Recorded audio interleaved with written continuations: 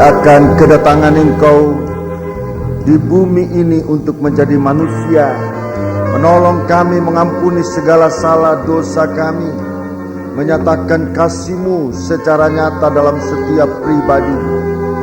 Hanya kami manusia belum menikmati, belum memanfaatkan secara penuh akan kasih ini.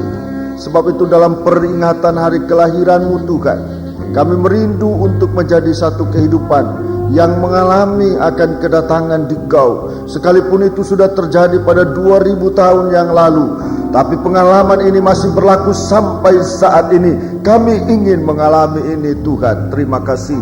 Terima kasih Engkau sudah bekerja dengan kuasa-Mu, dengan kasih-Mu bagi dunia ini. Izinkan kami, seberapa kami yang masih hidup sampai pada saat ini, untuk bisa mengerti dan bisa mengalami, bisa menikmati, oh Tuhan, bahkan menjadi saksi-Mu dimanapun kami berada. Terima kasih Tuhan, terima kasih. Kami akan mendengarkan firman-Mu, dan sesudah itu nanti kami akan menggunakan tubuh dan darah-Mu. Tapi bebaskan kami dari pengaruh-pengaruh jahat dari setan. Bersama-sama kami akan panggil nama Engkau buat usir dia. Di dalam nama Tuhan Yesus Kristus, segala setan kami perintahkan kamu semua dalam nama Yesus, pergi. Darah Yesus yang berkuasa. Terima kasih Tuhan. Haleluya. Saat yang indah ini kami akan gunakan untuk mendengarkan firman-Mu di dalam nama Tuhan Yesus Kristus. Haleluya. Amin.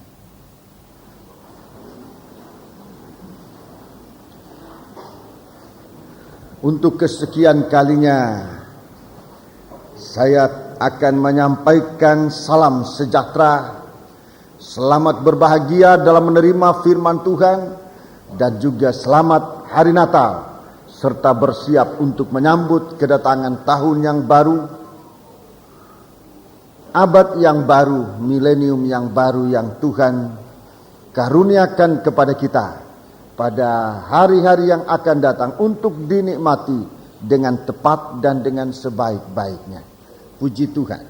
Kita akan lanjut dalam rangka kebaktian Natal untuk sidang jemaat Jalan Johor Lemah-Putro, tapi tidak terbatas sampai hanya kepada sidang jemaat Johor Lemah-Putro. Ini disebarkan sampai kepada siapa saja yang mau menerima firman Allah ini. Saudara-saudaraku, tadi malam kita sudah mulaikan dengan kebangunan rohani dalam kebaktian Natal ini. Kita akan lanjutkan pada pagi hari ini dan juga besok pagi jika Tuhan memberikan kita kesempatan. Gunakanlah kesempatan itu untuk bisa mendengarkan firman Tuhan. Ini hari saya akan menyampaikan bahagian kedua dari berita yang kita sudah mendengarkan, berita tentang Natal ini. Tadi malam kita mendengarkan bagian pertama, yaitu berita kelahiran. Ada dua berita kelahiran. Berita kelahiran pertama, berita kelahiran dari Yohanes atau Nabi Yohanes Pembaptis. Merupakan karunia-karunia Tuhan untuk sidang jemaat, bermaksud, bertujuan untuk menghapuskan segala aib dari manusia, segala aib dari sidang jemaat, saudara-saudaraku, supaya kehidupan kita menjadi satu kehidupan yang sungguh-sungguh dipeliharakan oleh Tuhan.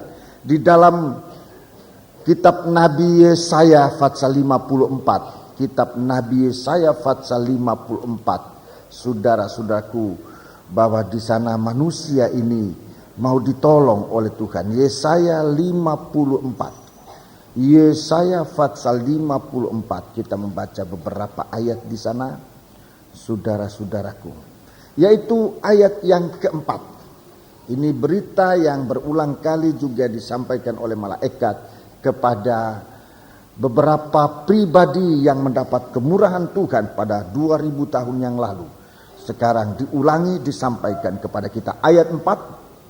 Janganlah takut, sebab engkau tidak akan mendapat malu. Jangan takut, engkau tidak akan mendapat malu. Terus. Dan janganlah merasa malu, sebab engkau tidak akan tersipu-sipu. Iya. Sebab engkau akan melupakan malu keremajaanmu. Iya, malu keremajaanmu. dan tidak akan mengingat lagi aib kecandaanmu. Iya, terima kasih. Ini aibnya manusia, saya tidak akan terangkan lebih jauh ini. Kemungkinan dalam Bible Study atau dalam kesempatan-kesempatan berikutnya saya akan menjelaskan jika Tuhan izinkan tentang aib yang dialami oleh manusia siapapun juga, yang digambarkan bagaikan wanita. Tadi malam saya menjelaskan tentang dua orang wanita, seorang yang perawan, yang remaja, seorang yang tua. Saudara-saudaraku, masing-masing dengan kekurangan sendiri-sendiri. Tetapi untuk itu Tuhan datang untuk menghapuskan segala keaiban yang ada dalam tubuh manusia. Siapapun kita ini, tidak ada yang sempurna. Ada aib. Berita tentang kelahiran Yesus, berita yang mampu. Itulah firman Allah yang mampu menghapuskan. Kalau kita ini suci bagaikan remaja putri, itulah perawan yang suci. Masih saja ada kekurangan kita seperti Maria. Dia kurang percaya. Dia tidak mengerti tentang berita yang apa yang sesungguhnya. Merupakan satu kekurangan keremajaan, kurang pengalaman, kurang pengertian. Itu pun oleh firman Allah Tuhan akan tutup, sehingga nanti kita akan melihat bahwa dalam penyerahan sepenuh, oleh karena kuasa firman Allah, kita akan mengalami suatu jalan yang disediakan oleh Tuhan.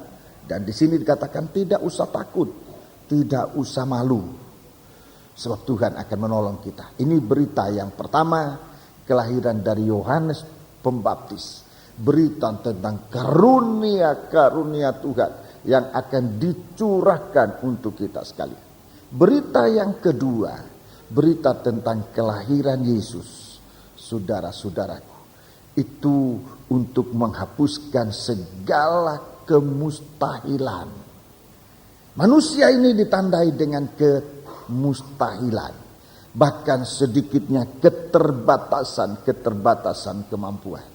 Tapi berita Natal merupakan firman yang menjadi manusia, roh Allah yang dilahirkan menjadi juru selamat, kasih Allah untuk kita bisa mengenal Dia. Saudara-saudaraku, dinyatakan supaya manusia ini jangan terus tinggal dikuasai dengan kemustahilan sampai membuat manusia banyak yang putus asa.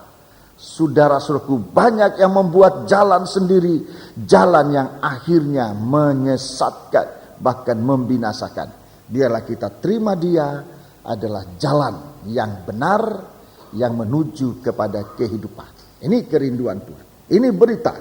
Pagi hari ini bukan berita, tapi bagian yang kedua adalah fakta dari berita, yaitu kelahiran Yesus Kristus. Ada faktanya. Jadi bukan hanya berita, tadi malam berita menghapuskan segala aib dan menghapuskan segala kemustahilan, sehingga kita akan masuk dalam tahun yang baru, abad yang baru, milenium yang baru. Sekalipun manusia di bumi ini dalam keraguan-raguan, serba meraba-raba, tapi Tuhan mau bukakan mata kita, mau bukakan telinga kita untuk mendengar, mata kita untuk melihat, sehingga kita berjalan tidak dalam keraguan-raguan, tapi dalam suatu kepastian hidup. Haleluya. Mari kita akan melihat ini di dalam firman Allah, di dalam Alkitab. Saya tidak bisa meninggalkan Alkitab dalam menjelaskan ini, sebab itu dasar yang benar. Mari kita melihat dalam Injil Matius. Dalam Injil Matius kita membaca di sana apa yang terjadi waktu Yesus lahir. Apa yang terjadi pada waktu Yesus lahir. Dan fakta apa yang ditemukan waktu Yesus lahir. Jadi bukan hanya berita, tetapi ini suatu fakta. Suatu hal yang bisa dilihat, bisa dijamah, bisa dialami. Mari kita melihat, kita membaca lebih dahulu Injil Matius pasal yang kedua ayat 1 sampai dengan ayat yang kelima. Sesudah Yesus dilahirkan di Betlehem di tanah Yudea pada zaman Raja Herodes, datanglah orang-orang Majus dari timur ke Yerusalem. Ya, jadi ini bukan berita lagi tapi sudah merupakan fakta. Yesus sudah lahir di Bethlehem. Baca terus. Dan bertanya-tanya. Ya, ini bertanya-tanya, inilah manusia. Sementara Yesus sudah lahir, tetapi manusia ini masih ditandai dengan keterbatasan, kemampuan sebab kurang pengalaman, kurang pengertian, banyak tanya-tanya, belum jelas betul. Masih banyak pertanyaan-pertanyaan. Datang bertanya-tanya. Terus? Di manakah dia? Ya. Raja orang Yahudi yang baru dilahirkan itu? Ya, di mana dia raja yang baru dilahirkan itu? Kami telah melihat bintangnya Ya, di timur. ini di garis bawah. Ini pertama. Melihat, mata mereka melihat bintang. Mata mereka melihat bintangnya di timur terus. Dan kami datang untuk menyembah dia. Ya, kami datang untuk menyembah dia. Suatu praktek. Mereka melihat, mereka ingin berbuat, melakukan suatu firman Allah. Jadi biar demikian pada hari-hari ini saudara-saudaraku, dan memang kekurangan atau cacatnya dari gereja Tuhan dalam ribuan tahun yang kita sudah lewati adalah sudah mendengar firman Allah. Sudah tahu bahwa Yesus sudah lahir untuk menolong. Tetapi di saat-saat harus praktek dengan firman Allah, di sana timbul keraguan-raguan. Ini Tuhan mau tolong kita. Sama seperti ini. Mereka sudah melihat, mereka sudah datang, tapi masih dalam bertanya-tanya. Baca terus. Ketika Raja Herodes mendengar hal itu, terkejutlah ia beserta seluruh Yerusalem. Iya, terus. Maka dikumpulkannya semua imam kepala dan ahli Taurat Iya. bangsa Yahudi, lalu dimintanya keterangan dari mereka di mana Mesias akan dilahirkan. Ya, jadi mau tepat. Bintang sudah menunjukkan. Bintang ini gambaran dari Roh Kudus, kuasa dari Roh Kudus itu sudah biasa dijelaskan. Tetapi ketegasannya, di mana Yesus itu dilahirkan. Bagaimana Tuhan bekerja untuk menolong manusia. Dia tampil bagaikan raja. Di mana kita bisa menemukan? Baca ayat 5. Mereka berkata kepadanya, Iya. di Bethlehem di tanah Yudea. Iya. Karena demikianlah ada tertulis dalam Iya. kitab Nabi. Iya, ayat 6. Dan engkau Bethlehem tanah Yehuda, engkau sekali-kali bukanlah yang terkecil di antara mereka yang memerintah Yehuda. Karena daripadamulah akan bangkit seorang pemimpin yang akan mengembalakan umatku Israel. Ya, terima kasih. Ada kecenderungan dari gereja Tuhan di hari-hari ini. Ada kecenderungan.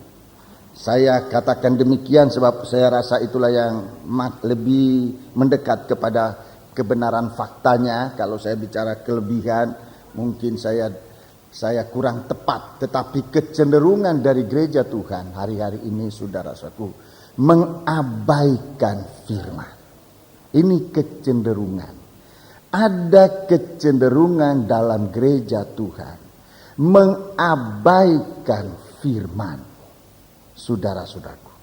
Padahal kita lihat di sini bagaimana pengaruh firman Allah itu menetapkan segala sesuatu, menjadi jawaban dari segala pertanyaan. Ini yang masih kurang dialami oleh banyak orang Kristen. Kalau saya bicara ini bukan maksudnya untuk menuduh gereja itu atau orang Kristen itu, tidak. Tetapi faktanya memang demikian. Banyak orang Kristen tahu ada Tuhan, saudara-saudaraku. Tahu ada Roh Kudus. Percaya Roh Kudus memimpin. Tetapi ketepatan itu tidak ditemukan. Mengapa? Sebab kurang atau tidak menghargai firman. Ada kecenderungan firman ini mau diabaikan. Saya saksi punya pengalaman. Di satu waktu, bukan di daerah sini, satu waktu saya melayani pelayanan satu daerah, kebanyakan orang Kristen, dan itu kejadian pada hari Natal. Kejadiannya pada hari Natal. Saudara-saudaraku, kami orang Kristen di daerah itu dikumpulkan untuk mengadakan kebaktian pembukaan. Di daerah itu jangan ada dulu orang buat hari Natal. Kalau di pemerintah daerah tingkat 1 belum mengadakan perayaan Natal. Jadi perayaan Natal itu merupakan pembukaan gong pertama untuk kemudian baru sepanjang bulan Desember itu akan diadakan Natal di mana-mana. Saudara-saudaraku, pada waktu itu seorang pembicara, dia orang yang berpengaruh, berkuasa. Dia katakan tahun depan tidak usah ada firman. Dalam Natal tidak usah ada khotbah-khotbah, tidak usah. Kita lihat pertunjukan-pertunjukan, nyanyi-nyanyi itu aja cukup. Dia sementara bicara itu geledek, itu angin ribut, meniup tempat berkumpul, dan kami waktu itu di tenda dengan pakai seng itu terangkat semua. Kami lari semua terbirit-birit. Saya melihat di situ. Jadi ada kecenderungan. Ini yang bicara cuma satu orang, tetapi faktanya demikian. Ada kecenderungan bahwa firman Allah mau dikecilkan sampai tidak diperdengarkan. Sehingga manusia nanti akan dilanda dan dipengaruhi, diselimuti dengan ketidaktepatan. Tahu ada, tapi tepatnya bagaimana? Di sini orang Majus ini, saudara-saudara, ini bukan orang biasa. Orang Majus ini bukan orang biasa. Kalau kita ukur dengan Ibrani Fatsal yang ke-12 ayat 14. Mereka orang suci. Mereka diizinkan untuk menemukan, untuk bertemu dengan Tuhan. Mereka ada orang suci, mereka adalah orang suci. Bukan, saya tidak tahu orang lain, tetapi dari ajaran yang saya terima menggambarkan bahwa orang Majus ini bagaikan orang kafir yang menyembah berhala. Saudara-saudaraku, orang hobatan-hobatan, orang yang tahu ilmu hitam. Tidak. Kalau kita ukur dengan Ibrani, lebih baik baca Ibrani Fatsal yang ke-12 ayat 14. Itu adalah orang-orang suci. Ibrani 12 ayat 14. Berusahalah hidup damai dengan semua orang. Berhidup damai dengan semua orang, terus Dan kejarlah kekudusan. kejarlah kesucian. Sebab tanpa kekudusan tidak seorang pun akan melihat Tuhan. Iya, tidak seorang pun bisa melihat Tuhan. Jadi dasar ini saya berpegang bahwa orang Majus ini bukan hobatan, bukan orang kafir yang tidak tahu Tuhan, tapi ini orang suci. Hatinya merindu. Itu orang suci, itu hatinya rindu damai. Itu orang suci, tanda pertama orang suci. Rindu damai. Kalau orang yang tidak mau damai, saudara-saudaraku, selalu membuat huru-hara, menghakimi orang dan sebagainya, ini bukan orang suci. Sekalipun mungkin dia katakan dia adalah orang suci, bukan orang suci. Orang suci itu berusaha hidup damai dengan semua orang dan mengejar kesucian. Yesus adalah maha suci. Kerinduan dari orang Majus ini untuk bertemu dengan yang maha suci, untuk menyembah. Faktanya nanti kita akan baca, mereka diizinkan untuk berada di hadapan Tuhan. Pagi hari ini saudara-saudaraku, doa penyembahan kita akan menjadi doa yang diterima oleh Tuhan. Kalau kita merasakan, kita yakin bahwa kita berhadapan dengan Tuhan. Saudara-saudara, Alkitab yang membimbing. Sementara mereka semua tidak mengetahui, Raja Herodes tidak tahu, semua orang tidak tahu. Mereka sekarang tertuju kembali kepada Alkitab. Mereka mengumpulkan dikumpulkan semua imam kepala dan ahli Taurat. Dalam Maleakhi Fatsal 2, imam-imam itu tempat orang bertanya. Di mulut imam-imam Tuhan taruh pengajaran. Sebab orang-orang akan bertanya dan mereka akan menjawab. Saudara, di sini imam-imam untuk menjawab tidak dari dirinya sendiri, tetapi menjawab dari Alkitab. Dia buka Alkitab, kemudian jawabannya ada di situ. Di Bethlehem. Jawaban yang dicari-cari oleh orang-orang ini. Tadinya secara logika, raja lahir pasti di istana. Itu logika dan itu benar. Tetapi karena mereka mengikuti logika mereka gagal, tidak menemukan Yesus di istana Herodes. Di mana mereka temukan? Lewat firman Allah mereka menemukan tempat yang tepat. Sekalipun tempat itu menurut akal tidak logis, menurut kebiasaan tidak betul, dan bisa menimbulkan keraguan-raguan. Masa raja begitu dalam keadaan sangat miskin dia lahir di situ? Tetapi lihat di sini, oleh karena firman Allah, pada Natal ini tidak boleh tanpa firman. Itu sebabnya sebagai gembala saya didorong oleh Tuhan untuk saudara-saudaraku mengambil keputusan dan menyampaikan kepada sidang jemaat untuk tahun ini, 3 hari berurutan ini, kita tidak berpesta secara manusia, secara logikanya berpesta untuk menyatakan terima kasih, tapi hanya secara duniawi, secara daging, secara kebiasaan. Tapi kita mau berpesta, pesta rohani. Saudara-saudaraku, besok pagi masih kita berpesta. Nanti sore ada undangan, saudara-saudaraku, dan besok sore juga ada undangan. Kita berpesta. Saya merindu bersama sidang jemaat yang saya sudah katakan. Di hari Natal ini, kita adakan kebangunan rohani di dalam sidang jemaat. Supaya sidang jemaat hidup dari firman. Sebab firman yang menjawab segala pertanyaan. Firman yang menetapkan segala sesuatu yang hari-hari ini banyak diperguncingkan oleh manusia. Rencana-rencana kita mau kemana, mau berbuat apa, mau tinggal di mana, mau apa saja. Banyak pertanyaan-pertanyaan yang timbul di dalam hati. Seperti apa yang timbul di hati orang-orang Majus ini. Mereka datang ke Yerusalem. Yerusalem itu artinya kota damai. Tapi apa artinya kedamaian jika kehidupan ini hati manusia ditandai dengan bertanya-tanya. Damai itu hanya merupakan sesuatu yang mungkin secara luar tidak keluar dari dalam hati. Di dalam hati ada pertanyaan, tapi di luar kita katakan salam. Salom itu artinya damai. Kita harus datang ke Bethlehem. Bethlehem itu artinya rumah roti. Roti itu firman. Kita harus datang kepada firman Tuhan. Sebab firman Allah yang menjawab segala pertanyaan. Mari kita melihat sekarang jawaban dari pertanyaan.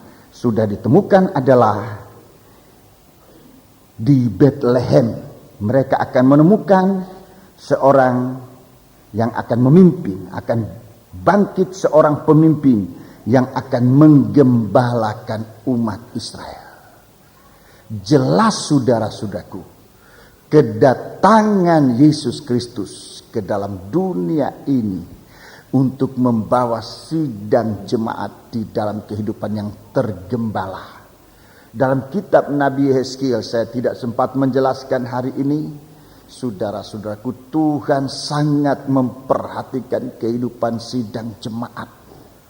Dalam kitab Sakaria, sidang jemaat diperjualbelikan untuk mendapatkan keuangan dan sebagainya, keuntungan secara pribadi.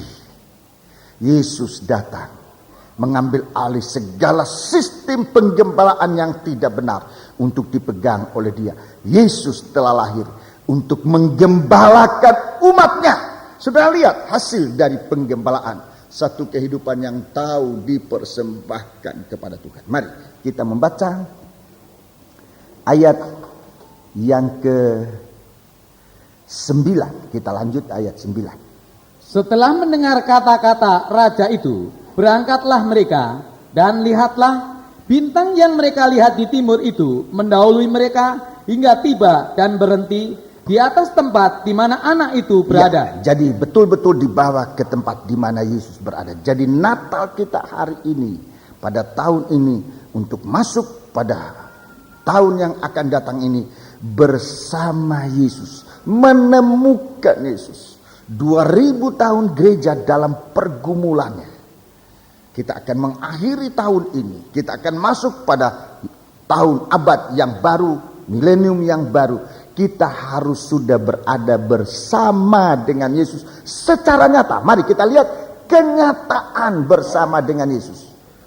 Ayat 10. Ketika mereka melihat bintang itu, sangat bersukacitalah mereka. Ya, terus Maka masuklah mereka ke dalam rumah itu dan melihat anak itu bersama Maria ibunya, lalu sujud menyembah dia. ya, sujud menyembah. Ini gerakan yang akan terjadi. Ini merupakan satu nubuatan, tetapi ini akan terjadi, akan digenapkan kembali di hari menjelang kedatangan Tuhan. Gerakan penyembahan. Ada dua macam penyembahan. Nanti penyembahan Herodes juga sebelumnya dia katanya mau menyembah juga, tapi itu satu gerakan penyembahan yang lain. Baca terus. Mereka pun membuka tempat harta bendanya Ya. dan mempersembahkan persembahan kepadanya, yaitu emas, kemenyan, dan mur. Ya, terima kasih. Jadi kita lihat ini suatu kehidupan yang sempat menemukan Yesus. Ada suatu gerakan dalam kehidupan, yaitu gerakan penyembahan yang benar. Kegerakan Roh Kudus hujan akhir adalah kegerakan di mana firman Allah dibukakan dalam urapan Roh Kudus untuk membawa sidang jemaat dalam penyembahan yang benar. Saya ulangi. Ini gerakan yang kita hadapi. Gerakan yang akan datang yang kita akan hadapi. Satu gerakan pembukaan firman Allah. Untuk menemukan. Kalau dulu Yesus sebagai sang bayi. Yesus sebagai sang bayi itu dinyatakan. Tetapi gerakan hujan akhir ini. Untuk menyatakan. Di mana Yesus sebagai mempelai itu. Akan menyatakan diri. Sebab suara yang terakhir. Untuk membangunkan sidang jemaat. Membangunkan 10 anak darah. Itulah perawan-perawan. Itulah gereja Tuhan yang disucikan. Bangun. Lihat mempelai.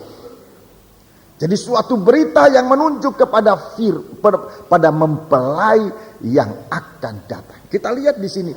Gerakan itu akan merupakan suatu gerakan penyembahan. Firman Allah yang dibukakan untuk membawa sidang jemaat di dalam penyembahan. Ada dua gerakan akhir zaman, dua-dua besar.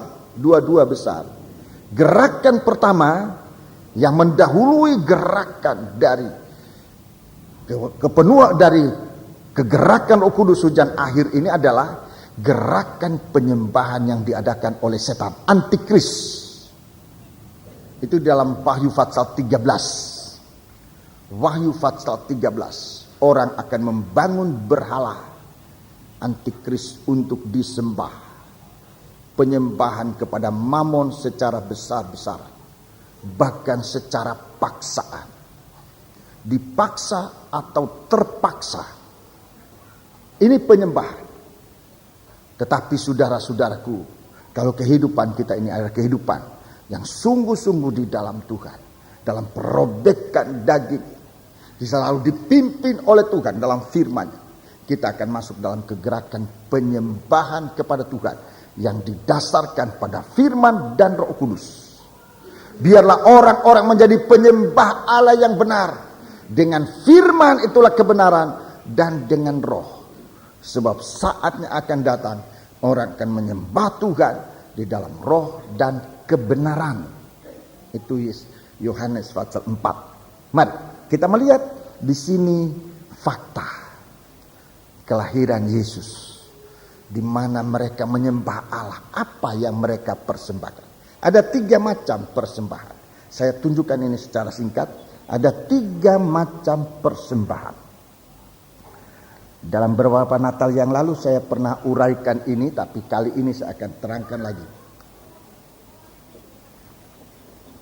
Yang pertama, mempersembahkan kepadanya emas. Ini yang pertama. Emas ini bukan kekayaan secara jasmani harta dunia. Memang itu emas. Tetapi emas ini adalah suatu hasil proses. Bagaimana seorang taat dan setia waktu dia mengalami percobaan. Dunia ini pada akhir zaman akan mengalami percobaan.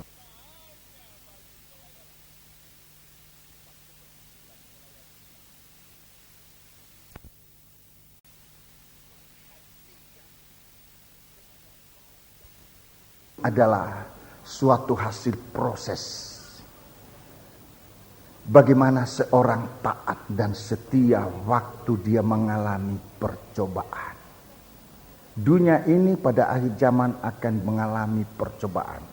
Mencobai bagaimana kita ini menjadi anak-anak Tuhan yang sungguh-sungguh.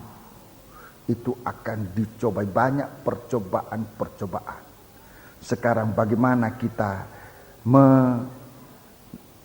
menghadapi percobaan dengan sikap apa? Saya singkat aja di dalam Ayub pasal 23 ayat 10, tolong dibaca. Ayub 23 ayat 10. Ini emas. Tolong. Ayub pasal 23 ayat yang ke-10. Karena ia tahu jalan hidupku. Ya, dia tahu jalan. Bagaimana hidup ini? Terus Seandainya ia menguji aku, aku akan timbul seperti emas. Ya, aku akan timbul sebagai emas. Ini kehidupan yang nanti akan masuk dalam gerakan penyembahan yang benar kepada Tuhan. Adalah anak-anak Tuhan yang jika masuk dalam ujian, yang masuk dalam percobaan, dia tidak jatuh di dalam percobaan itu. Ia tidak mengomel. Tetapi di dalam percobaan dia dibentuk oleh Tuhan. Dia diubahkan, dibaharui oleh Tuhan. Sehingga dia akan keluar bagaikan emas yang teruji. Bahkan dalam 1 Petrus pasal yang pertama. 1 Petrus pasal pertama Tuhan katakan. Itu lebih mahal dari emas yang teruji. 1 Petrus, mari kita baca. 1 Petrus pasal yang pertama. Kita baca di sana. 1 Petrus pasal yang pertama. Kita membaca ayat yang ke-6 dan ke-7. Bergembiralah akan hal itu, sekalipun sekarang ini kamu seketika harus berduka cita oleh berbagai-bagai pencobaan. Ya, ada pencobaan. Sekalipun hari ini banyak pencobaan. Saudara-saudara, dunia dicobai oleh anak-anak Tuhan di dalam dunia ini juga mengalami pencobaan. Terus maksud semuanya itu ialah untuk membuktikan kemurnian imanmu. Ini emas, iman yang murni. Untuk membuktikan kemurnian imanmu, terus yang jauh lebih tinggi nilainya daripada emas yang fana. Iya. Dan yang diulang. Jauh lebih tinggi nilainya dari emas yang fana, yang diuji kemurniannya dengan api, sehingga kamu memperoleh puji-pujian dan kemuliaan dan kehormatan pada hari Yesus Kristus menyatakan dirinya. Ya, terima kasih. Jadi ini, saudaraku, ini emas. Kehidupan yang sekalipun ada percobaan, tetapi yang timbul adalah dalam percobaan itu keteguhan iman. Itu emas. Hidup semacam ini nanti yang akan ada dalam kegerakan kebangunan rohani Roh Kudus hujan akhir. Begitu hebat, saudara. Di situ hanya ada emas. Saudara, dalam ayat selanjutnya kita lihat begitu hebat sampai jiwa kita. Emas ini adalah satu jaminan keselamatan. Orang yang teruji imannya waktu dalam percobaan, keselamatannya sudah terjamin.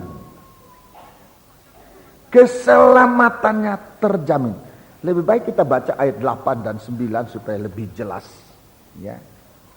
Sekalipun kamu belum pernah melihat dia, namun kamu mengasihinya. Ya, terus kamu percaya kepada dia, sekalipun kamu sekarang tidak melihatnya. Terus kamu bergembira karena sukacita yang mulia dan yang tidak terkatakan. 9. Karena kamu telah mencapai tujuan imanmu, yaitu keselamatan jiwamu.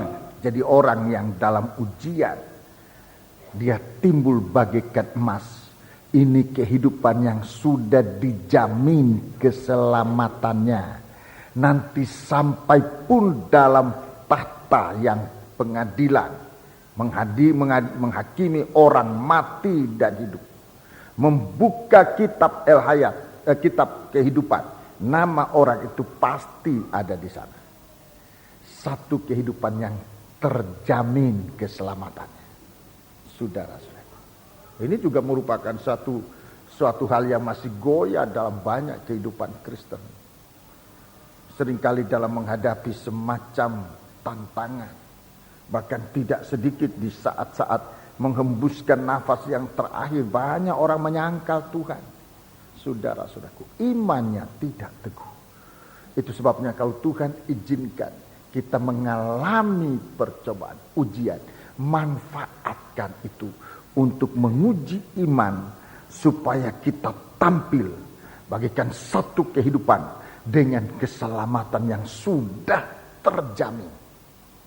Tidak akan menyangkal Tuhan, tidak akan tinggalkan Tuhan. Saudara-saudara. Nomor 2, kita kembali dalam Injil Matius, saya mau singkatkan. Nomor 2, kemenyan. Ini juga suatu kehidupan. Kemenyan ini yang dibutuhkan asapnya, ya. Kemenyan ini yang dibutuhkan asapnya. Apa yang disebut kemenyan yang dipersembahkan? Ini juga suatu kehidupan. Kalau tadi adalah kehidupan yang tahan uji, sehingga keselamatannya terjamin. Ini merupakan suatu persembahan kepada Tuhan yang berkenan, indah di hadapan Tuhan. Sekarang kemenyan. Kita menemukan dalam pengajaran tabernakel, kita banyak menemukan ini, tapi kita akan membaca dalam kitab Ulangan.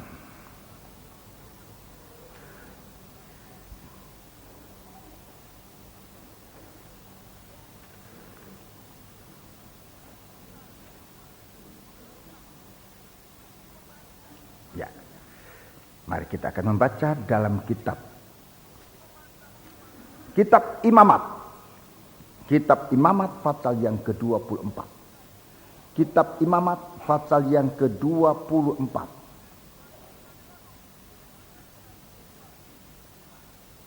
Ayat 5 sampai dengan ayat 9 ini tentang roti sajian. Roti yang ada di atas meja pertunjukan, roti sajiannya. Ayat yang ke-7, atau kita baca ayat yang ke-5 sampai dengan ayat yang ke-7 secara lengkap. Engkau harus mengambil tepung yang terbaik, Ya. dan membakar 12 roti bundar daripadanya. Setiap roti bundar harus dibuat dari 2/10 eva. Terus, Engkau harus mengaturnya menjadi 2 susun, 6 buah sesusun di atas meja dari emas murni itu di hadapan Tuhan. ya, jadi gambarnya bisa kelihatan seperti ini, seperti tempat roti ini sudah, tapi itu roti sungguhan, saudara-saudaraku. Mari sekarang ayat 7. Engkau harus membubuh kemenyan tulen Engkau harus membubuk kemenyan tulen. di atas tiap-tiap susun. Terus, Kemenyan itulah yang harus menjadi bagian ingat-ingatan roti itu, iya, yakni suatu korban api-apian bagi Tuhan. iya, jadi di atas tumpukan roti ini ada kemenyan yang dibakar, merupakan korban api-apian yang nanti akan mengeluarkan bau yang harum. Sudah, ini kemenyan. Ini kemenyan. Satu kehidupan, saya singkat aja lanjut. Kehidupan yang ditaruh di atas susunan roti. Satu kehidupan yang didasarkan pada firman Allah. Jadi kemenyan ini satu benda yang ditaruh di atas roti. Arti rohaninya kehidupan yang ditaruh di atas firman. Itu kemenyan. Kehidupan yang ditaruh di atas firman. Firman yang telah menjadi daging. yang telah lahir hari ini kita peringati. Namanya Yesus Kristus. Dalam Kolose pasal 3, di situ dikatakan, apa saja yang kamu perbuat, baik dengan perkataan dan perbuatan, lakukan itu dalam nama Yesus. Dalam Filipi 2 ayat yang ke-16-17, menjadi satu bintang yang cemerlang, yang berpegang pada firman kehidupan. Dia berpegang pada firman Allah. Hidupnya bukan dari dunia ini. Seperti Yesus sudah tunjukkan bahwa kehidupan manusia ini bukan dari roti dunia ini, tetapi dari firman yang keluar dari mulut Allah. Satu kehidupan yang tahu mengutamakan firman dalam segala keadaan. Firman itu yang terutama.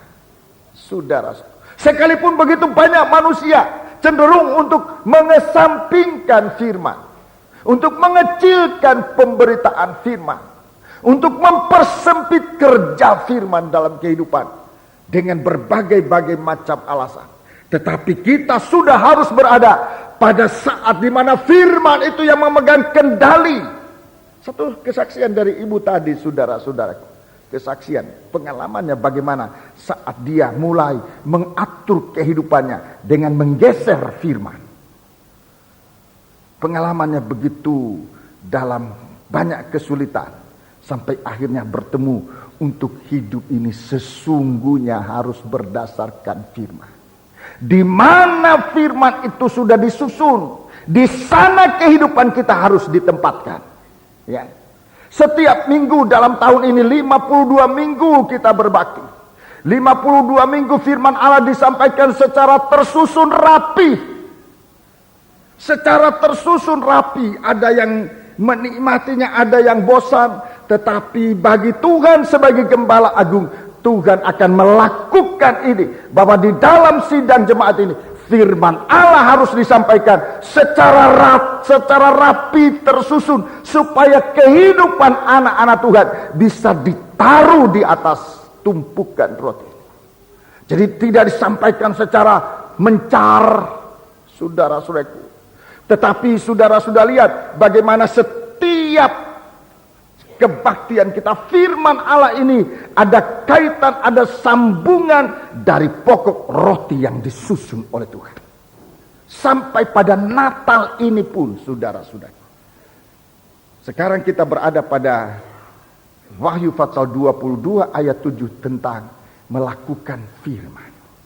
Kalau saudara perhatikan dalam Natal ini bagaimana pemberitaan Tuhan tentang mata yang melihat, telinga yang mendengar, untuk nanti kita bisa melakukan firman. Bahagia orang yang melakukan, orang yang menyimpan firman dalam hati. Jadi ada susunan, ada lanjutan, ada kaitan firman. Sehingga iman anak-anak Tuhan bagaikan roti yang tersusun. Iman itu terbangun untuk anak-anak Tuhan. Tidak ragu-ragu untuk menempatkan kehidupannya di dalam firman. Saya berterima kasih bahwa dalam pelayanan tahun-tahun yang kita sudah lewati, bagaimana anak itu merindukan dalam rumah tangganya, dalam nikahnya, dalam usaha, dalam pekerjaannya, selalu ingin menempatkan firman itu yang utama.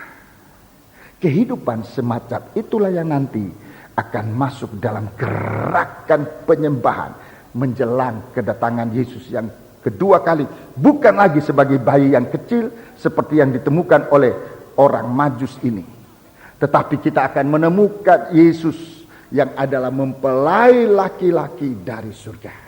Ini yang kedua. Emas, kehidupan yang teruji, saudara yang terjamin keselamatannya, imannya teguh. Kemenyan, itulah kehidupan yang ditaruh di atas firman. Kehidupan yang mengutamakan firman. Yang ketiga dalam Injil Matius pasal yang kedua tadi, emas, kemenyan dan mur.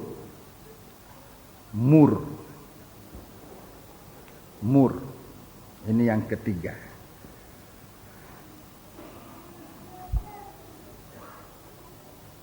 Mur itu adalah satu kehidupan bicara tentang penghancuran.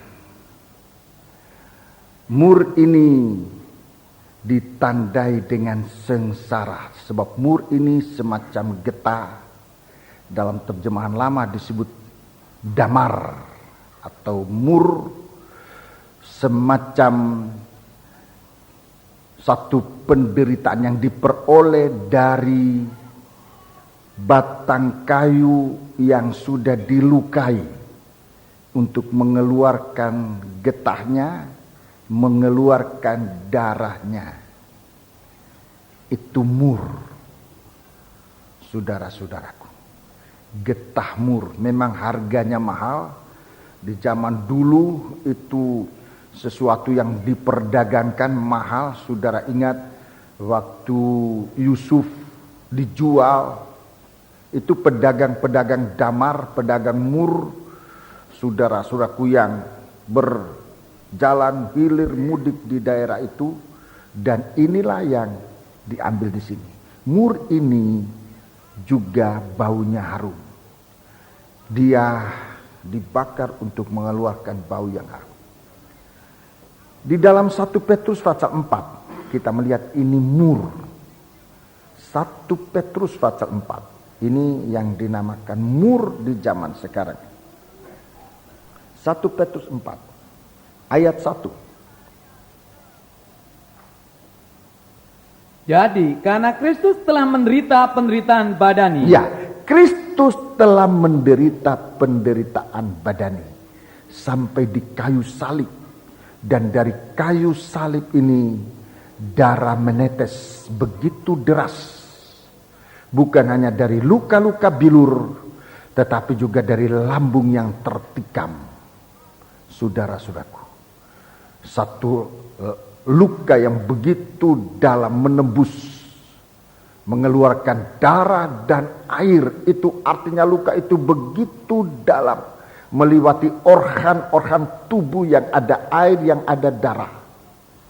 Saudara-saudaraku, bagi saudara-saudara yang terlibat dalam ilmu kedokteran tahu ini, sejauh mana luka itu dari lambung karena ditusuk sampai mencapai pusat di mana darah itu diproses. Saudara-saudaraku, itu luka begitu dalam, melewati organ tubuh yang ada air, yang ada darah, itu keluar bersama. Itu sangat dalam. Ini bicara tentang penderitaan seluruh kehidupan, sangat dalam. Tidak ada lagi satu organ tubuh yang luput. Jadi suatu penderitaan yang begitu mendalam.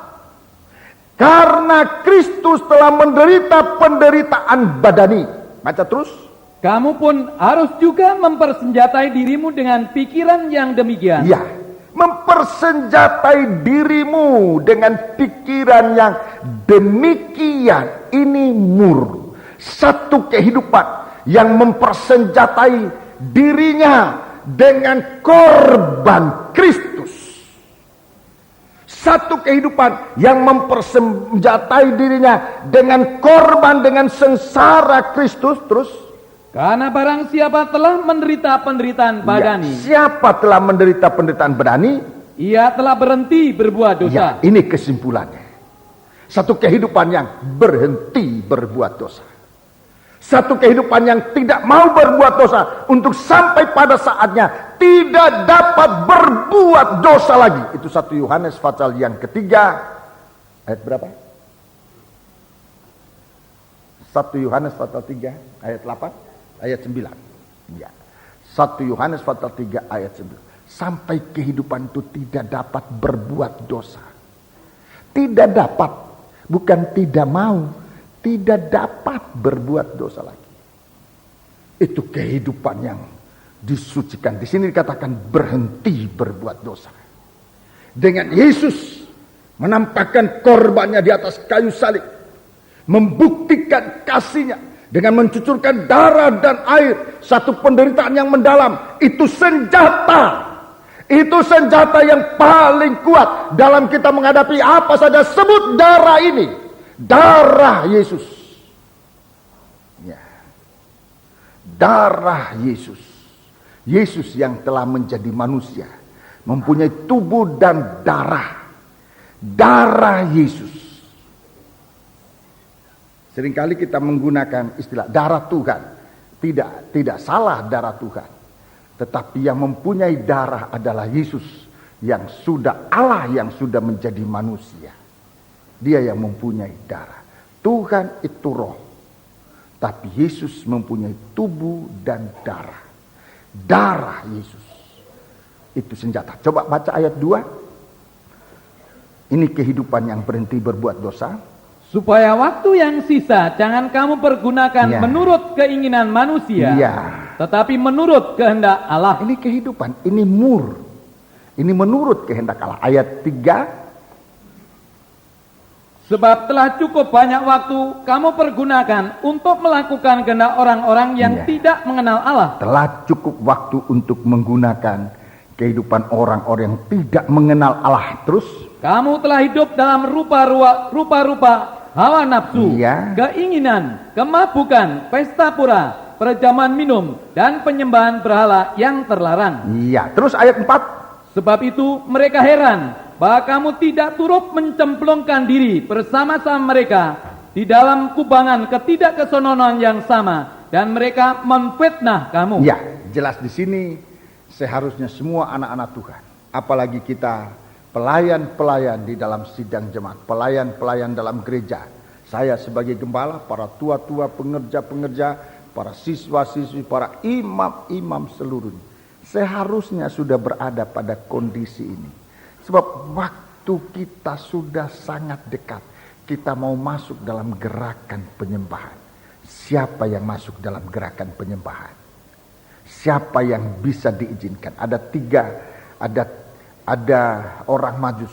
Tidak disebutkan berapa orang Majus, saudaraku, tidak disebutkan berapa orang Majus, tetapi dari penyembahan mereka kita bisa menyimpulkan sedikitnya 3 golongan orang Majus ini. Orang mempersembahkan emas, mempersembahkan kemenyan, mempersembahkan mur. Ya. Jadi saya bicara aja secara umum, saudara-saudaraku, yang nanti masuk di dalam kegerakan penyembahan ini adalah orang-orang suci. Di dalam Alkitab disebutkan orang-orang ini nanti akan dikumpulkan Tuhan dari 4 penjuru alam. Dari 4 penjuru alam. Jadi tidak sendiri, itu satu persekutuan orang-orang suci. Satu persekutuan orang-orang suci. Itu sebabnya kita di sini di hari-hari ini digerakkan oleh Tuhan, dipimpin oleh Tuhan untuk masuk dalam satu gerakan secara kesatuan tubuh. Tidak satu orang, tetapi semua orang harus dilibatkan dalam kegerakan semacam ini. Adalah orang-orang yang mana? Orang-orang yang tahan uji. Kalau tidak tahan uji nggak bisa, tidak bisa. Kalau sedikit sengsara, kita dalam PPI lewat perjalanan, itu kita sedang diuji apa kita mampu lewat ujian berat, lewat perjalanan yang banyak kali sulit, saudara-saudaraku. Ujiannya semakin berat, saudara-saudaraku. Kita baru ke Jayapura, ujiannya cukup berat, perjalanan berhari-hari, saudara-saudaraku. Bahkan rombongan yang pertama berangkat sampai hari ini belum pulang. Mungkin kapan kira-kira? Ini hari? Ya? Masih datang hari Selasa lagi. Itu rombongan pertama sudah berapa? Bayangkan berapa hari mereka, sudah 1 bulan lebih. Wah, lebih dari 1 bulan, sampai 1 bulan lebih mereka sudah. Itu perjalanan, karena sulitnya perjalanan. Mereka itu bertanggung jawab membawa peralatan dari logistik yang berapa kotak itu, berapa koli, apa istilahnya itu? Koli. Ya, bukan koli. Banyak sekali, saudara-saudara. Itu ujian, tahan dah. Waktu mereka ke sana 2 orang yang disuruh ngawal, agak cecok, enggak tahu cecoknya apa, tapi disimpan di hati. Waktu barang diturunkan, Tuhan tahan satu koli. Bingung mereka. Telepon, bagaimana ini om?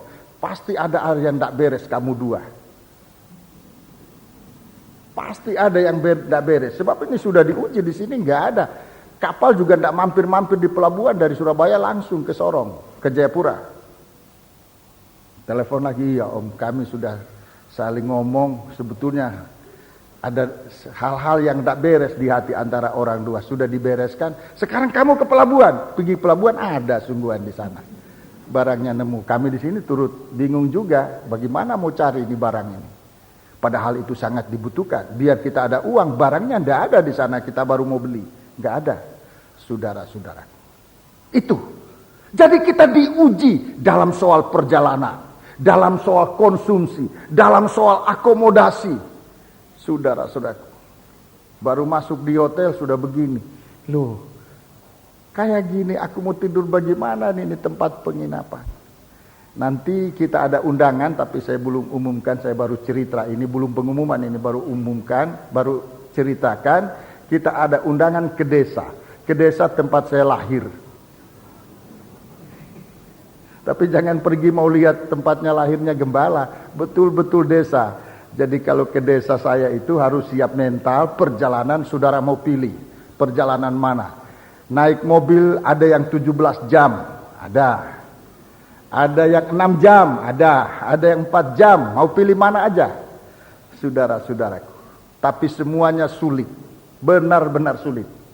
Nanti sampai di sana, mandinya bisa-bisa mandi di sungai, di danau, tapi tidak usah terlalu takut. Kalau di kampung saya, airnya itu kayak aqua.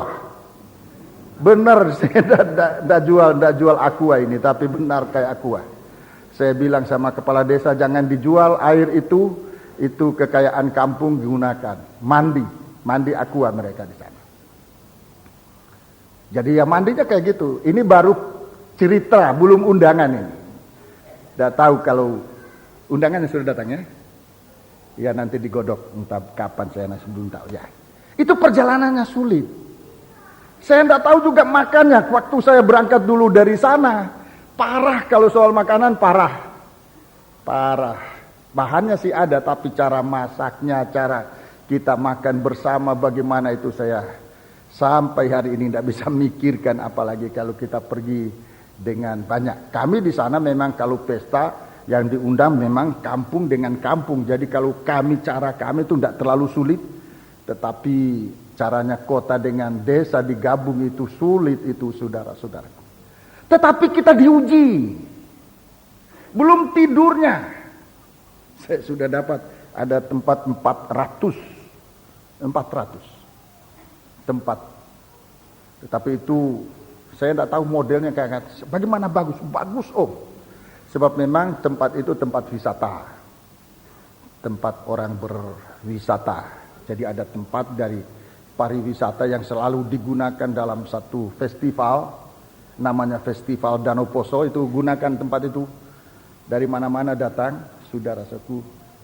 Salah satu yang kerja di situ adalah ponaan saya. Saya bilang, kamu atur itu. Kalau kami datang, kamu atur. Jangan bikin susah kami. Iya om, tetapi ya kita tidak tahu. Tidak bisa dijamin. Jadi yang saya pikirkan banyak kesulitan. Memang banyak kesulitan. Sekalipun apa di dalam dunia, di kota ada kesulitan, di desa ada kesulitan. Saudara-saudaraku, saya waktu dari desa ke kota, benar-benar saudara mungkin pikir kamu orang desa kok sombong. Iya, waktu saya mula-mula ke kota, saya sengsara betul di kota. Bagaimana enggak sengsara, maafkan. Mau mandi, saya lihat orang mandi kok di ember. Saya tidak bisa puas mandi di ember. Saya biasanya mandi plung di danau itu. Mandi di ember, mandi apa ini? Cuma air. Waduh, susah. Banyak yang susahnya. Pokoknya banyak yang susahnya. Saya orang desa ke kota, toh mengalami susah. Lihat makanannya, loh apa ini makanannya ini? Sebab tidak sama dengan makanan kami di desa. Ini sekarang orang kota ke desa. Kira-kira pengalaman saya akan, mandi kok di danau, mandi kok di sungai. Nah ini kesulitan. sebab tidak beradaptasi dengan situasi. Itu akan membuat kesulitan. Kita diuji. Kita sedang diuji. Bagaimana kita hidup ini menghentikan segala keinginan dan kebiasaan daging ini. Supaya kita nanti dinyatakan menjadi satu kehidupan yang benar-benar satu kehidupan untuk Tuhan. Bagaimana nanti kita ke sana? Untuk apa? Mengutamakan firman atau tidak?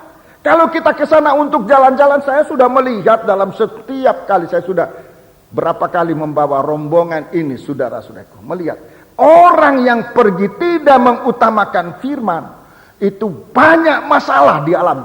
Banyak masalah. Sebab dia pergi mungkin karena diajak-ajak, mungkin karena mau lihat-lihat, mungkin karena mau cari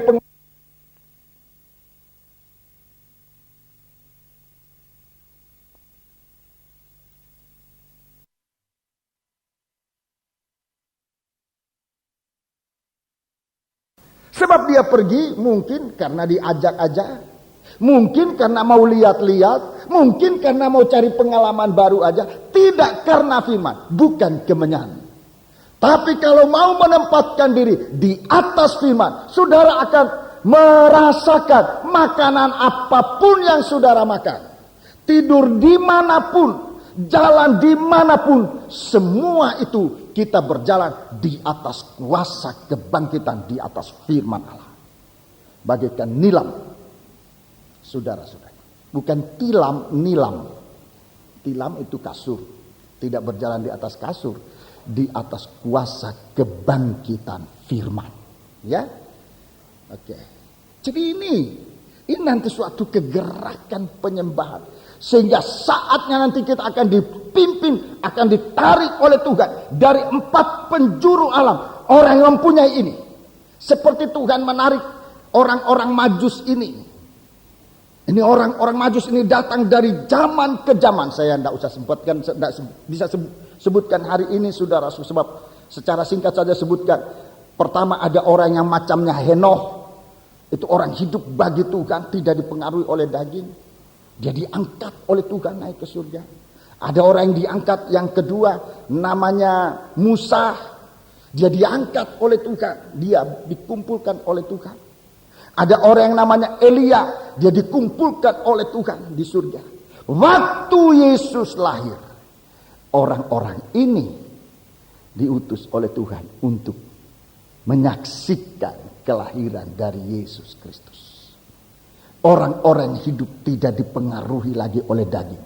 Baik Henoh, Musa maupun Elia adalah orang-orang yang pernah diangkat ke surga. Berada bersama Tuhan. Disebutkan orang-orang datang dari benua timur. Dari benua timur itu bicara dari tempat di mana Allah ada. Mereka yang sedang dikumpulkan oleh Tuhan. Waktu Yesus lahir diutus untuk melihat orang Yesus yang lain. Jadi sudah kita lihat saudaraku bahwa dulu orang Majus ini dipimpin oleh bintang, dipimpin oleh bintang, dan firman Allah baru bisa menemukan Yesus Kristus. Kemudian kehidupan kita sekarang diproses oleh Tuhan untuk tidak terpengaruh oleh daging, supaya kehidupan kita bisa mempersembahkan hidup bagaikan emas. Dalam ujian kita tahan. Dalam segala sesuatu kita tahan. Mengutamakan firman. Satu kehidupan yang tahan dalam sengsara. Itu akan dibawa oleh Tuhan. Untuk sampai pada satu saat. Dalam surat. Ya. Mari kita membaca surat 2 Petrus. 2 Petrus pasal 1. Surat 2 Petrus pasal 1. Ayat 19. Dengan demikian kami makin diteguhkan oleh firman yang telah disampaikan oleh para nabi. Ya, firman yang telah disampaikan oleh para nabi. Ini namanya firman nubuat. Firman yang diungkapkan. Terus, alangkah baiknya kalau kamu memperhatikannya sama seperti memperhatikan pelita. Kalau kita memperhatikan firman-firman Allah yang membuat kita tahan dalam ujian, yang membuat kita menghargai firman, yang membuat kita menghentikan segala perbuatan dosa, itu firman-firman itu. Kalau kita memperhatikannya, sama seperti memperhatikan pelita yang bercahaya di tempat yang gelap. ya, jadi memperhatikan firman. Sekarang mulai dari firman, kalau dulu orang Majus mulai dari bintang ke firman, sekarang di akhir zaman nanti mulai dari firman, memperhatikan firman bagaikan memperhatikan pelita yang bercahaya Di tempat yang gelap, terus sampai fajar menyingsing. ya sampai fajar menyingsing untuk kedatangan Tuhan. Dan bintang Nah, timur ini bintang ini disebut lagi bintang timur. terbit bersinar di dalam hati. Ya, ini orang-orangnya nanti akan menyambut kedatangan Yesus. Dulu orang Majus menyembah Yesus yang lahir sebagai bayi. Nanti orang yang memperhatikan firman, yang memperhatikan firman dengan sungguh-sungguh dalam urapan Roh Kudus, itu firman akan bercahaya di dalam hati. Bintang fajar bercahaya di dalam hatinya. Orang-orang inilah, semoga kita semua ada dalam kelompok orang-orang ini yang nanti akan menyambut kedatangan Yesus yang kedua kali. Jadi pikiran kita di hari Natal ini jangan kembali kepada 2000 tahun yang lalu, yaitu tentang bintang dan kitab Nabi Mika, Alkitab. Tetapi kita menghadap ke depan di mana Yesus akan datang, di mana firman dijelaskan, supaya firman itu nanti bercahaya di dalam hati kita dan kita dapat menyambut kedatangan Yesus yang kedua kali. Ini dari versinya Injil Matius. Sekarang saya ajak kita dalam versinya Injil Lukas. Injil Lukas. Hari waktu Yesus dilahirkan. Malam waktu Yesus. Lukas pasal yang kedua. Jadi ini bukan berita lagi, tetapi ini sudah kenyataan. Mari kita melihat di situ ada hal yang harus diperhatikan. Dalam pasal 2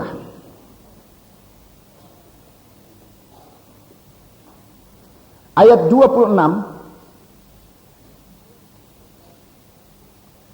maafkan, pasal 2 ayat 8, ayat 8. Di daerah itu ada gembala-gembala yang tinggal di padang, menjaga kawanan ternak mereka pada waktu malam. Terus, Tiba-tiba berdirilah seorang malaikat Tuhan di dekat mereka, dan kemuliaan Tuhan bersinar meliputi mereka, dan mereka sangat ketakutan. terus. Lalu kata malaikat itu kepada mereka, "Jangan takut, sebab sesungguhnya aku memberitakan kepadamu kesukaan besar untuk seluruh bangsa. Hari ini telah lahir bagimu juru selamat, yaitu Kristus Tuhan di kota Daud." Ya, hari ini telah lahir. Namun demikian ini masih berita yang didengar. Terus ayat 12. "Dan inilah tandanya bagimu, kamu akan menjumpai seorang bayi dibungkus dengan lampin dan terbaring di dalam palungan." Terus. Dan tiba-tiba tampaklah bersama-sama dengan malaikat itu sejumlah besar bala tentara surga yang memuji Allah, katanya. Ya, sampai di situ. Di sini kita lihat kepada gembala-gembala ini Tuhan berikan tanda, Tuhan berikan berita dan tanda. Berita dan tanda. Berita untuk didengar, tanda untuk dilihat. Berita dan tanda. Berita untuk didengar, suatu berita kesukaan, tanda untuk dilihat, wujud seorang bayi laki-laki terbaring di palungan. Saya sudah jelaskan banyak, palungan itu adalah tempat makanan domba-domba. Kalau kita merayakan Natal dengan perjamuan suci ini adalah makanan yang sungguh-sungguh. Tubuhku itulah makanan yang sungguh-sungguh. Darahku itulah minuman yang sungguh-sungguh. Demikian katanya Tuhan. Perjamuan suci ini tubuh dan darah. Perjamuan suci adalah cara merayakan Natal yang dekat dengan wujud yang sebenarnya. Firman yang menjadi manusia. Yesus sudah menyediakan diri untuk menjadi makanan. Kita akan berpesta dengan tubuh dan darah Kristus. Orang-orang yang menantikan Tuhan bagaikan burung nasar. Burung-burung nasar ini kesukaannya. Pada hari kedatangan Tuhan, Tuhan berikan satu tanda. Tanda kedatangan Tuhan adalah di mana ada bangkai, itu tubuh yang sudah mati, di situ burung nasar berkerumun. Perjamuan suci nanti akan merupakan tempat berkumpulnya orang-orang yang menantikan Tuhan. Jadi kita lihat di sini ada tanda. Tuhan berikan tanda kepada gembala-gembala. Kita lanjut membaca ayat yang ke-15. Ayat Al-Fatihah 2 ayat 15. Setelah malaikat-malaikat itu meninggalkan mereka dan kembali ke surga, gembala-gembala itu berkata seorang kepada yang lain, Terus, marilah kita pergi ke Bethlehem untuk melihat apa yang terjadi di sana, seperti yang diberitahukan Tuhan kepada kita. ya, sekarang untuk melihat. Tadinya mendengar, sekarang untuk melihat. Jadi gembala ini diberikan tugas untuk bisa mendengar, untuk bisa melihat, mendengar dan melihat. Baca ayat terus 16. Lalu mereka cepat-cepat berangkat dan menjumpai Maria dan Yusuf dan bayi itu yang sedang berbaring di dalam palungan. 17. Dan ketika mereka melihatnya, mereka memberitahukan apa yang telah dikatakan kepada mereka tentang anak itu. 18. Dan semua orang yang mendengarnya heran tentang apa yang dikatakan gembala-gembala itu kepada mereka. Tetapi Maria menyimpan segala perkara itu di dalam hatinya dan merenungkannya. Maka kembalilah. Sampai di situ. Sampai di situ. Jadi kita lihat sini saudaraku, apa yang harus terjadi dalam sidang jemaat. Gembala diizinkan untuk berpengalaman mendengar. Sesudah mendengar, melihat.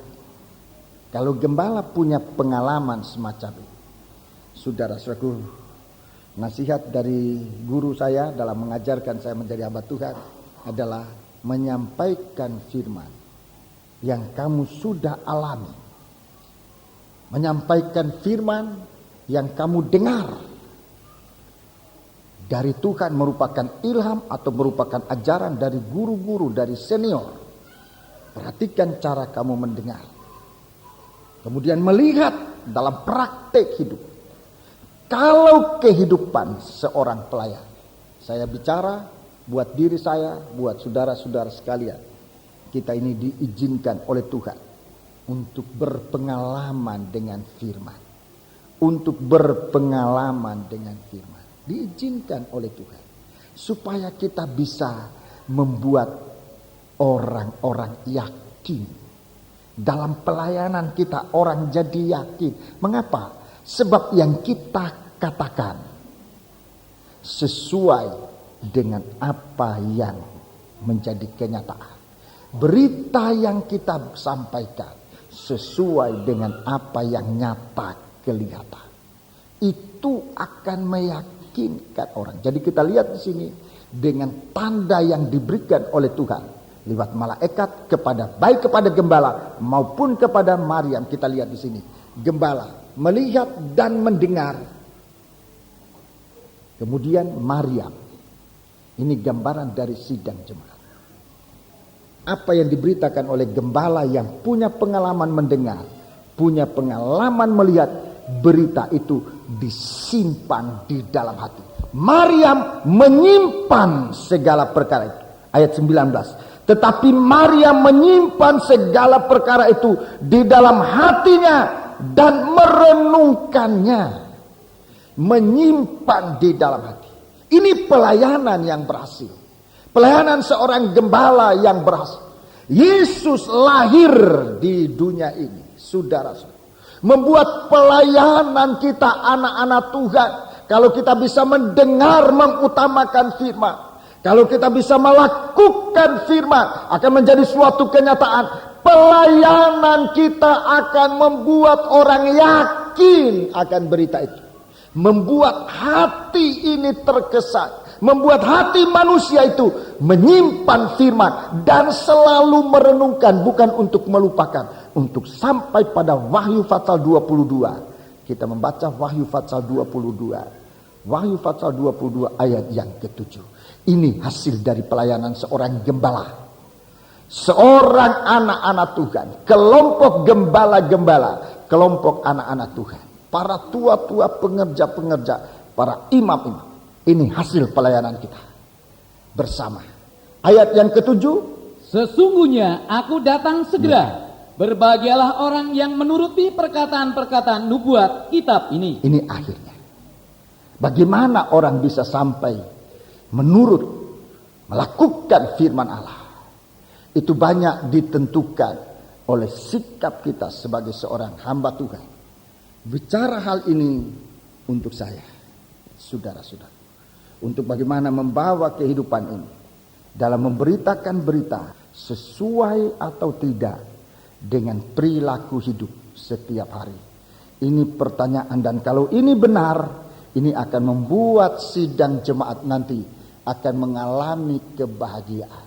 Tapi kalau hidup kami sebagai seorang pelayan, apa yang diberitakan dengan apa yang dilihat tidak sesuai, itu akan membuyarkan harapan kebahagiaan dalam sidang jemaat. Berdoalah kita bersama-sama supaya kita sama-sama diizinkan oleh Tuhan. Sebagai seorang hamba Tuhan, segembala, jangan gembala ini mata yang dibutakan, yang dipejamkan, jangan telinga yang tidak mendengar, tetapi mata dan telinga kedua-duanya diciptakan oleh Tuhan. Kehidupan seorang gembala itu ditetapkan oleh Tuhan dalam sidang jemaat. Saya selalu bicara ini bagaikan ciptaan khusus dalam tubuh Kristus untuk membuat hubungan antara sidang jemaat dengan Tuhan lewat firman yang didengar, lewat fakta yang dilihat, untuk membuat hati ini menyimpan dan merenungkan firman, saudara-saudara. Dan itulah suatu kebahagiaan yang disebut di dalam Wahyu 22. Nanti kita akan sama-sama menuai, saudara-saudara. Kita akan sama-sama menuai kehidupan bahagia, saudara-saudara. Sebabnya mari kita semua anak-anak Tuhan menyaksikan apa yang dialami. Jangan membuat kesaksian yang tidak sesuai dengan kebenarannya. Tapi marilah kita menyaksikan apa yang kita dengar dari Tuhan untuk dapat dilihat fakta yang sebenarnya. Dan sidang jemaat akan yakin dengan berita yang kita sampaikan, dengan firman yang kita sampaikan. Katanya guru saya, biar kamu khotbah sederhana tidak apa-apa, bahasa sederhana tidak apa-apa. Yang penting orang meyakini firman kalau itu sesuai dengan pengalamanmu bersama firman. Ini pengalaman seorang gembala, kelompok gembala bersama Maryam. Gembala mendengar dan melihat, Maryam bisa menyimpan dalam hati, bisa diyakinkan. Tidak disebutkan tadinya apa Maryam ragu terhadap Yesus, tetapi yang disebutkan ini adalah dengan pelayanan para gembala-gembala ini, Maryam semakin diyakinkan bahwa apa yang dia lahirkan itulah seorang bayi. Bayi adalah gembala agung, bayi adalah raja di atas segala raja. Bayi ini adalah Tuhan yang nanti akan datang bagaikan mempelai yang kita akan sambut bersama. Puji Tuhan. Mari kita bersama-sama berdiri, pelayan perjamuan suci segera tampil ke depan.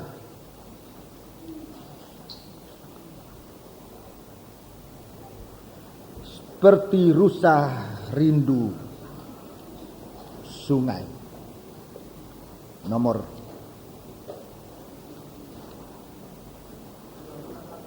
251, nyanyian rohani. Mari kita berdiri bersama-sama, kita akan menggunakan perjamuan suci. Ya, seperti rusa rindu sungai.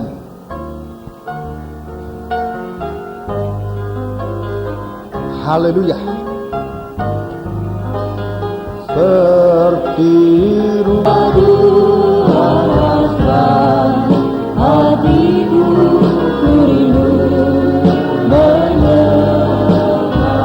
Kur, kita angkat tangan kita dua ke atas,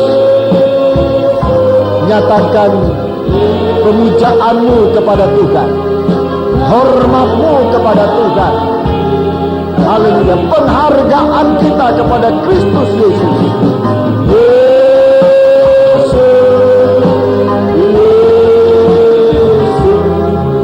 Kau segalanya bagiku.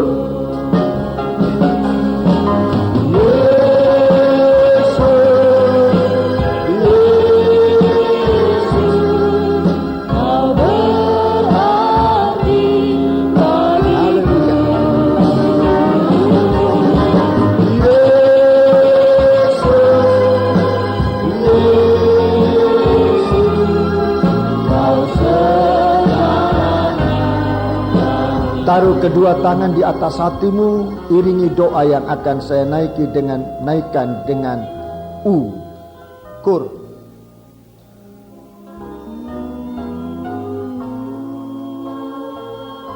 Selama saya berdoa, iringi doa ini dengan dengungan dari jiwa yang mendalam, mengagungkan Tuhan, merindukan air kehidupan. Ya ramalah masa. Bapa di surga, dalam nama Tuhan Yesus Kristus. Haleluya. Kami percaya Engkau ada di sini. Engkau sumber air kehidupan. Engkau juga roti kehidupan. Kepadamu kami datang bagaikan orang-orang Majus ingin menyembah Engkau. Kami lelah berjalan di dunia yang fana ini Tuhan. Kami haus dengan panasnya bumi ini, dunia ini. Kami tidak ada pengharapan, tidak ada kekuatan kecuali dalam Engkau, air kehidupan, firman kehidupan, makanan dan minuman yang sungguh-sungguh. Haleluya, haleluya. Kami datang kepadamu Tuhan. Izinkan kami untuk mengerti firman-Mu. Kami sudah mendengar firman-Mu. Izinkan kami untuk mengertinya Tuhan. Izinkan kami untuk mempercayainya. Izinkan kami untuk mempraktikkan dalam kehidupan kami. Izinkan kami menikmati kebahagiaan dalam firman-Mu. Izinkan kami mempersembahkan hidup kami kepadamu Tuhan. Angkat tanganmu dua ke atas. Ya Rabbala masa kala masa. Haleluya. Haleluya. Persembahkan hidup ini kepada Tuhan. Haleluya. Hidup yang mana yang bisa diterima oleh Tuhan. Haleluya. Haleluya. Bagaimana kita hidup dalam ujian, dalam percobaan. Bagaimana kita mengutamakan firman dalam kehidupan kita. Bagaimana kita hidup suci, berhenti dari dosa, tidak hanyut dengan keadaan dunia ini. Haleluya. Membuat segala doa penyembahan kita didengar oleh Tuhan. Haleluya, haleluya, haleluya, haleluya,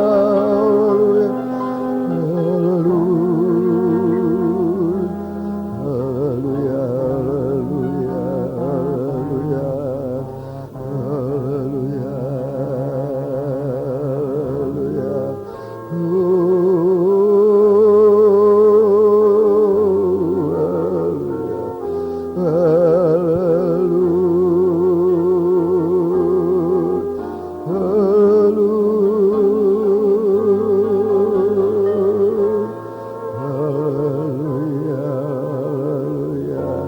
Terima kasih Tuhan.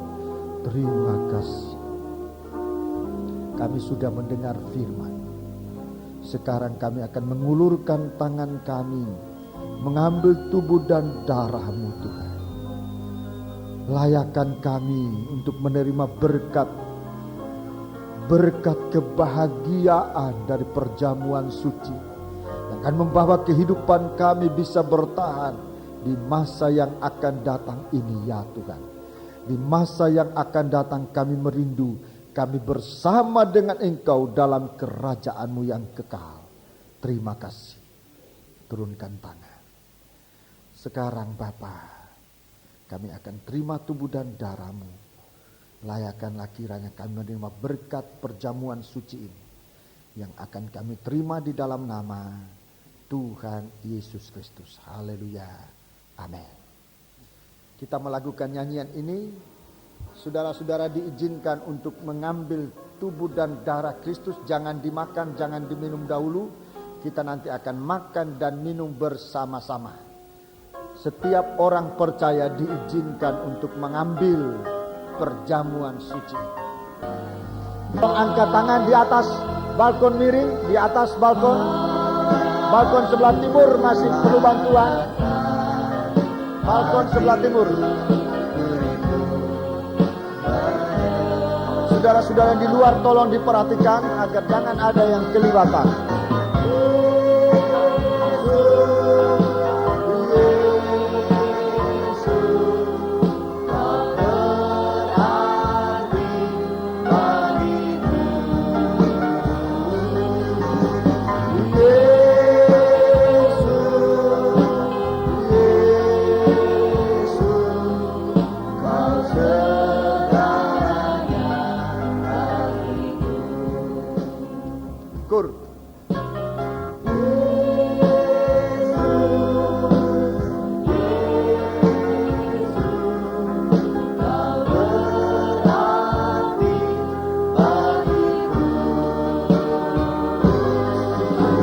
Jika semua sudah terlayani, pelayan-pelayan perjamuan suci silakan kembali ke depan.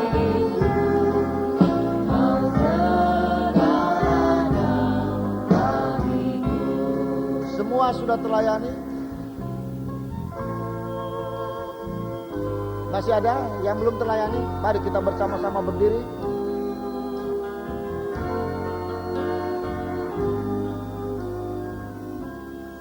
Bersama-sama berdiri, dengan tangan kanan kita angkat tubuhnya Kristus.